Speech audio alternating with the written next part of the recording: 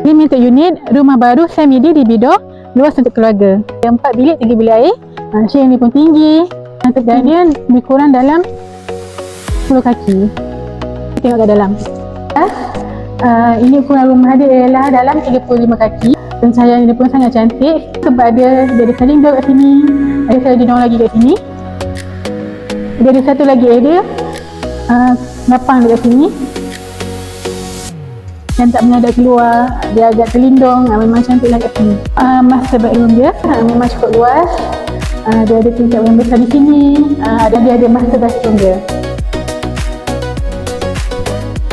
Mari kita tengok bilik kedua dia. Kita tengok kat sini, bilik kedua dia pun cukup luas. Dia ada, sebab ada area tadi kan, dia ada pencahayaan juga kat sini. Ada bathroom dia sendiri. Ok, ni adalah bilik kedua dia. Memang cukup luas lah. Boleh buat office. Dia cuma bilik ni saja yang tak ada toilet. Tapi bilik ada lain yang ada toilet. Memang sangat luas. Dia ada tingkap kat sini, ada tingkap yang menghadap ke belakang juga. Kemudian dia ada toilet yang shared bathroom yang kita boleh akses daripada dapur. Okay, dapur dia memang sangat-sangat luas. Dia ada countertop yang memang disediakan. Nak letak meja kat sini, banyaklah plug point dia.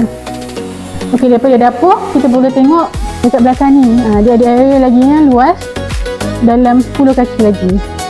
Ini memang cantik.